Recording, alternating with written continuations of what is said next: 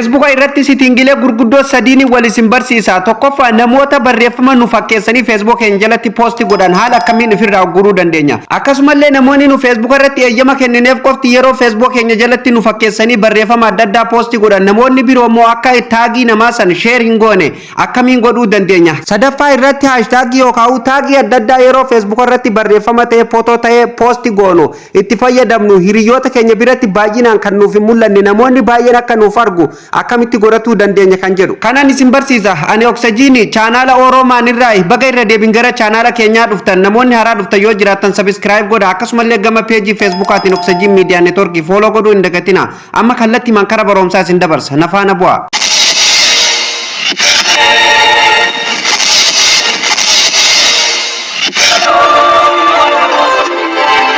Hordoftoota kiyya kabajamoo walitti deebinee jirra. Akkuma reefu mata duree irraa isiniif tuquuf yaale Facebook keenya irratti namoonni taagii akka nu jalatti hin goone akkamitti godhuu dandeenya. Nu fakkeessanii posti adda addaa akkamitti akka isaan itti nu jalatti posti godhanillee akkamitti godhuu dandeenya yookaan akkamitti ofirraa ugguruu dandeenya. Kan nu eeyyama kennineef alatti namoonni bira akka nu jalatti waan adda addaa posti hin goone haala akkamiin ugguruu dandeenya kan jedhuun isin argisiisa. Kana godhuuf Facebook keenya keessa seeneen isin argisiisa yeroo tokko Facebookni isa kana irratti cuqaastanii keessa seentu. Sana booda Facebookni keessan haala kanaan fuula kana qabatee isinii dhufa. Tuqaa sadeen kanarratti yeroo tokkoof kilik gootu. Sana booda haala kanaan fuula kana qabatee isinii dhufa. Settingiin mataa kana gubbaa jirti. Namoonni bilbili keessa settingii asii hin qabne suuta jettanii ol harkistanii jechuudha. Jala kanatti setting and privacy kan jettu ni argattu. Yeroo tokkoof irratti kilik gootu.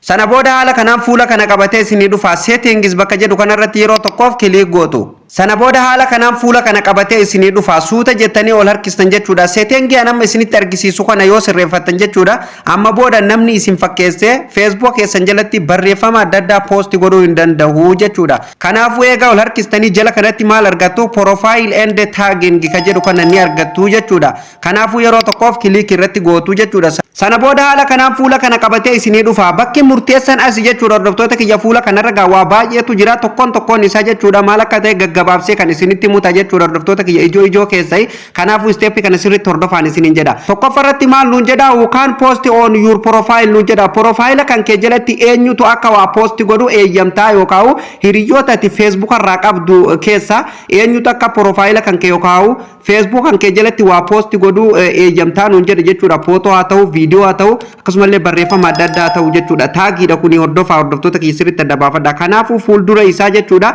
tuqaatu jira yookaan qastiitu jira jechuudha. Qastii kanarratti yeroo tokkoof kilik goonee namoota barbaannu san asirratti eeyyama kenninaafi jechuudha. Hordoftoota kiyya yeroo isin qastii kanarra cuqaastan haala kanaan qabxii lama qabatee jala kanaan isiniif dhufa. Friendii fi on olimii ka jedhu qabatee isiniif dhufa. Namoota friendummaa waliif qabdan jechuudha. Follow walii deebiftanii qabdan qofaatu isin jalatti taagii godhuu danda'a gubbaa kanarra yoo kaa'attanii jechuudha. Akkasumallee kan gadi on olimii ka jedhu kanarra yoo kaa'attan isin malee namni biraa tokkolleen isin jalatti posti waa godhuu hin danda'u jechuudha.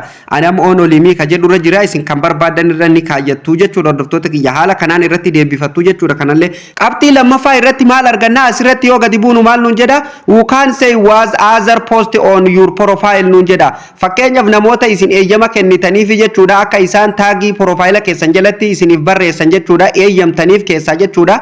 Waan isaan sun profile keessan jalatti namoonni isin eeyyama kennitaniif profile keessan jalatti taagii isiniif godhan namoonni biraa eenyutu akka argu eeyyamtaa jedheen nu gaafata jechuudha. Kanaafuu fuuldura isaa jechuudha qastiin ni jirti jechuudha. Kanallee yeroo tokkoof irratti kilik gootu jechuudha. Sana booda haala kanaan fuula kana qabatee isinii dhufa. Filannoo baay'ee isiniif kenna jechuudha. Asirratti fakkeenyaaf isa tokkoffaa kanarra yoo kaa'atan everyone ka jedhu kanarra yoo kaa'atan jechuudha. Namoonni Facebook fayyadaman hundinuu namoota Facebook keessan jalatti taagii isiniif barreessan hunda ni argu jechuudha. Isa lammaffaa friend of friends ka jedhu kanarra yoo kaa'atan hiriyoota keessanillee ni argu jechuudha. Fakkeenyaaf namoota tokko friendummaa walitti qabdanii namoota isin friendummaa walitti qabdan saniin namoonni biraa kan nama saniif friendummaa walitti qabanillee nama san jalaan ni arguu danda'u jechuudha. Kanaafuu akkas godhatu yoo barbaadda friend of friend ka jedhu kanarra kaayyattu jechuudha. Sanduuqa fuuldura jiru yookaan geengoo fuuldura jiru kanarra cuqaasuun halluu kana keessatti dibduu jechuudha. Asirratti illee yoo gadi buuta friends ka jedhu kanarra yoo kaa'ata friend keessan qofatu arga namoota isin friendummaa waliif deebiftan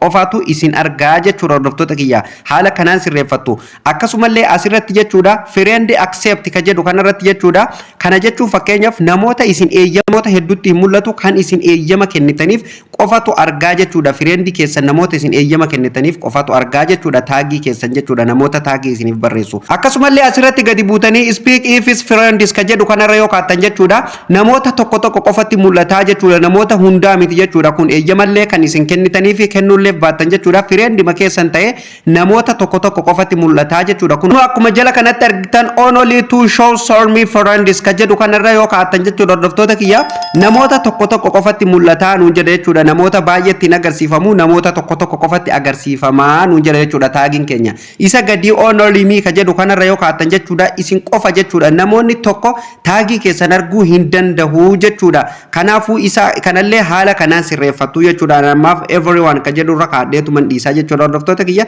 isin kan barbaadan irra kaayyatu dandeessanii jechuudha isa sadaffaa kanarratti illee yoo gabbuunu maal nuun jedha allow others to share your post to kana jechuun gaa hordoftoota kiyya qabiyyee isin poosti gootan yookaan footoo haa ta'u barreeffama haa ta'u waan isin poosti gootan namoonni biroo feesbuuka isaaniirratti akka sheerii godhan ni eeyyamtaa jedhee isin gaafataa jechuudha qabiyyee isaanii yookaan kontaaktii isaanii jalatti akka isaan sheer godhan ni eeyyamtaa jedhee isin gaafata jechuudha kanaafuu isin yoo eeyyama kennuuf barbaadda sanduuqa kana haala kanaan ni bantuu jechuudha yoo eeyyama kennuuf hin barbaanne sanduuqa kana haala kanaan ni cuftuu jechuudha ofirraa hordoftoota kiyya cuftanii haala kanaan gurraachomsitu jechuudha yoo eeyyama itti kennuuf barbaadan waan isin poosti gootan namoonni biroo akka sheer isiniif godhu uf jalatti akka sheer godhu yoo godhu barbaadan jechuudha sanduuqa kana haala kanaan ni bantuu jechuudha akkasumallee jala kanatti dubbiftanii adda baafatuu ni dandeessu jechuudha fakkeenyaaf kan isin asirratti eeyyamtan kun zaa 24 qofaaf akka asirra turuu danda'u namoonni illee akka sheer godhuu danda'an qofaa jechuudha kan asirratti sanduuqa kanallee yoo bantan isin eeyyama kennitan jechuudha nama yeroo kiyya waliin deemuuf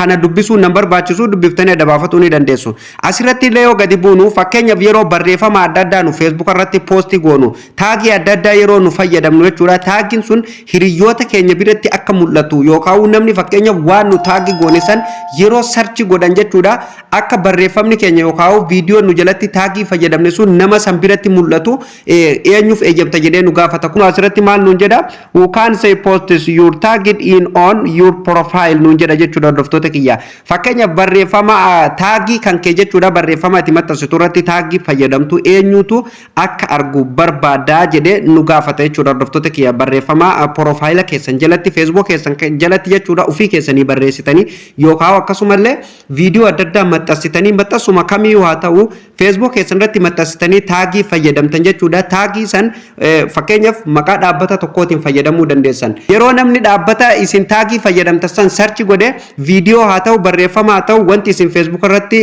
poosti gootan sun waliin bayaafi jechuudha wal qabatee bayaafi jechuudha karaa salphaadha jechuudha hordoftoota kiyya kanaafuu nama kamiif eeyyamta jedhee nu gaafata hiriyoota keessan keessa fuuldura ni jirti qastiin yeroo tokkoof irratti kiliik gootu jechuudha qastii kanarratti yeroo isin kiliik gootan jechuudha jala kanaan haaluma reefun tanaa saniin nuuf ba'a jechuudha namoonni hundinuu akka argu yoo barbaadan jechuudha everyone irra ni kaattu akkasumallee hiriyyaan keessanii fi hiriyyaan hiriyyaa keessanillee jechuudha kan hiriyyaa keessan walitti fireendummaa qabullee hargu yoo barbaadan friend of friend ka jedhu irra kaatanii friendin keessan qofti ka isin friendummaa walitti qabdan qofti akka argu yoo barbaadan friends ka jedhu irra kaatanii akkasumallee friendoota keessan keessa namoota isin eeyyama kennitaniif qofti akka argu yoo barbaadan friends accept ka jedhu kanarra ni kaayyattu jechuudha akkasumallee friendoota keessan irraa namoota tokko qofa biratti akka mul'atu yoo barbaadan illee haala kanaan jechuudha speak if is friends ka jedhu kanarra ni kaattu jechuudha akkasumallee isin qofa malee namni biraa tokkolleen akka hin argine yoo barbaadan only me ka jedhu kanarra kaatanii jechuudha haala kanaan isa kanallee